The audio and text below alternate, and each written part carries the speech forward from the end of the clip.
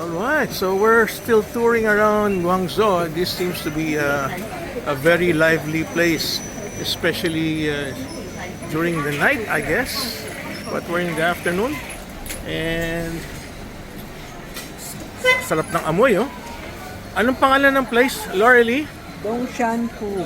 Dongshanfu. Dongshanfu, ha? Dongshanfu. Oh, that looks good, Cole. Egg tart. Egg tart pala ang specialty dyan, Cole. Bakit gusto mo magpunta rito? Trendy daw. It's a trendy place. Okay, pero si Cole, oh, pagkain ng habol. Oh, kakain lang pala tayo rito eh. Okay, so we're gonna walk again. Well, to me it looks like a very trendy place, just like what Laurely said. And she relies on her TikTok. Oh, dito mukhang masarap to ah. This looks like a crab place ah. Magkano kaya crabs dito? Oh, tsaka mukhang murang yung lugar niya. Huh? Wow. I'm sure it's not so expensive to eat crabs here. Oh, look at that. Ang daming taba. Sus, Mario Josep, ang daming taba. Let's see the price. Oh, wow. 468 for a large crab na maraming taba. 468. Mahal yan. Can't afford it. Lala. Totoo kaya yan na ganyan karami ang kanyang taba? Unbelievable. Sa dami ng taba. Can I see? Huh? Oh. What do you mean? Huh? Yes. How big? Oh, this one 468 for one piece. Oh, Yes. ganyan pala. 668. One noodles. Wow. Akala ko you're gonna treat us for one crab na worth 500 yuan. So ano finally gagawin mo? Ito noodles lang. Kanya pala mura. Okay. Mura lang order niya. Itong order mo, yung mas mura na lang kesa yung buong crab na 500 yuan. It's 500 yuan for one kasi daw puros taba. Grabe. Ito daw yung, this one's the noodles with crab fat. Babalik ako rito. This is the same. It just Babalik has ako more. para ilibre ako ng mga anak ko. Ayan yan, busog na We tayo. will treat you. Busog na eh. Next time na lang. Yan, mas mura yung in-order ni Cole. Kasi ano lang yan eh, oh. Oh, siguro, noodles lang kasi. Kanya mas mura. But if you get the whole crab, almost 4,000 pesos. Grabe. Yan. Ano yan, Cole? May taba kaya yan? Fat. That's all crab fat. Hindi siguro crab fat 58? yan.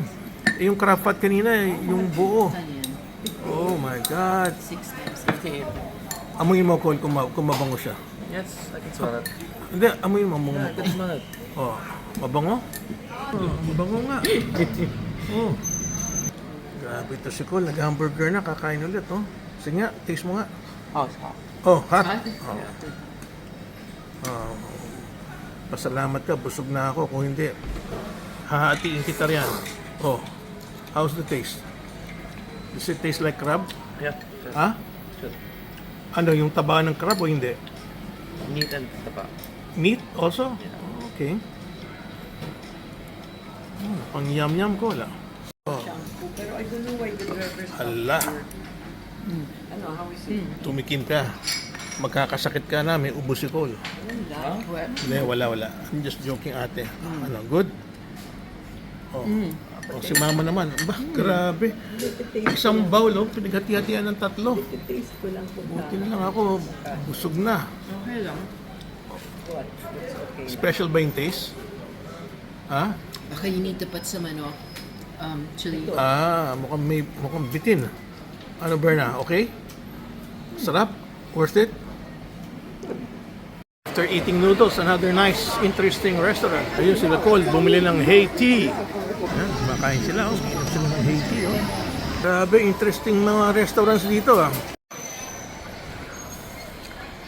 Ayun si Cole, nauna na. Well, it's a very interesting place, especially if you like trendy places. Okay, you're ready to cross the street. The pedestrian.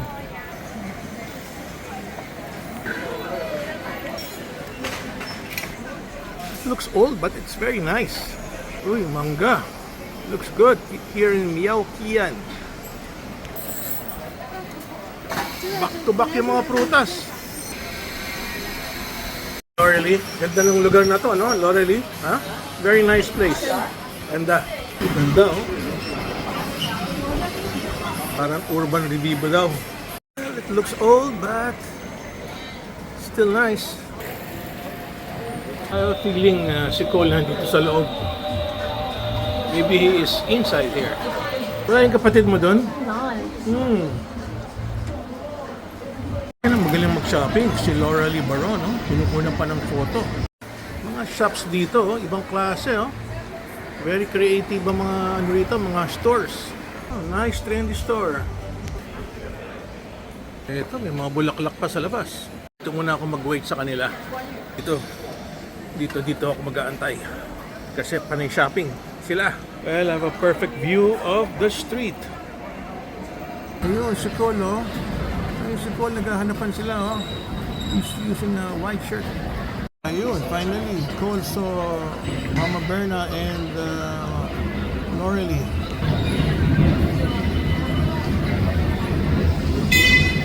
Oh, wow, ganda pala ng inupuan ko. It's a nice, vital company. Ah, ganda. Parang coffee shop, no? Oh, wow, gaganda ng stores dito. Ganda ng name, Blackhead. It's really a very interesting place, ha? Ayan, ang favorite food ko. Mas mura pa yan, no? Maraming chili lang. Pero that's fish. Shopper's Paradise pala to. Cool, shopping na naman.